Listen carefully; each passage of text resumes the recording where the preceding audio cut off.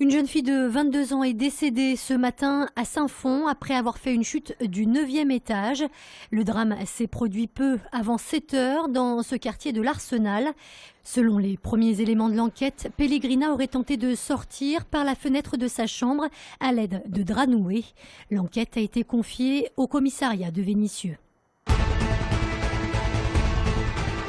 Vous imaginez que vous avez une feuille de papier, d'accord ? La rentrée avant l'heure, depuis lundi, ces futurs lycéens ont repris les chemins de l'école et ce quelques jours avant leurs petits camarades. Objectif, une remise à niveau plutôt nécessaire avant d'entamer une nouvelle année scolaire. On va essayer pendant cette semaine d'utiliser les outils qu'ils ont appris pour arriver à résoudre des problèmes mathématiques, pour leur montrer qu'ils ont plein d'outils pour travailler. Et comme ça, ils pourront attaquer la seconde dans de bonnes conditions, quoi. Mis en place depuis 5 ans au lycée Marcel Samba de Vénissieux, ces cours d'avant-rentrée permettent surtout aux élèves de se rassurer, même si pour cela, ils ont dû légèrement écourter leurs vacances. On a perdu l'habitude de travailler, enfin surtout moi j'ai perdu l'habitude de travailler à cause des vacances et puis c'est dur de se remettre dans le bain tout de suite. J'ai eu le temps d'en profiter avant et voilà, c'est mieux que je fasse une semaine comme ça.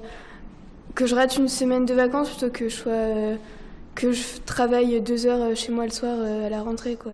Un avis partagé par de plus en plus d'élèves. Cette semaine, par exemple, ils sont près d'une 60aine à s'être inscrits. Ça leur permet d'être dans un cadre vraiment plus cool pour travailler. Et alors, est-ce qu'il y a un impact direct sur les résultats ? Je pense que oui. Est-ce qu'il y a un impact direct sur le climat scolaire ? C'est évident. Des activités plus ludiques sont également proposées l'après-midi. Quant aux choses sérieuses, elles débuteront dès mardi prochain. C'est une surprise, alors que le chômage a augmenté de plus de 0,8% au plan national. Il a baissé en juillet en Rhône-Alpes, où il recule de 0,2%. Cette baisse est encore plus forte dans le département du Rhône, avec moins 0,5%. C'est la première fois depuis 9 mois que le chômage régresse dans notre région. À 2 jours de leur première rencontre au Matmut Stadium, les joueurs du Loup n'ont déjà plus le droit à l'erreur. Dans un top 14 très relevé, c'est à domicile que les Lyonnais devront aller chercher leur maintien. En phase 2, Brive qui reste sur un revers face à Clermont. Les équipes qui reçoivent chez elles veulent gagner, veulent montrer que chez nous,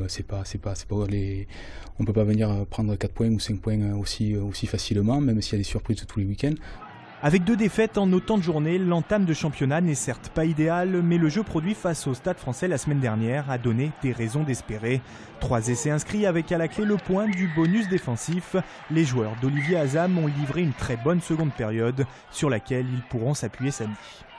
C'est vrai qu'on a eu quelques bons mouvements, on a été performants sur nos ballons portés. Après, Brive, c'est une équipe différente qui va nous poser d'autres problèmes.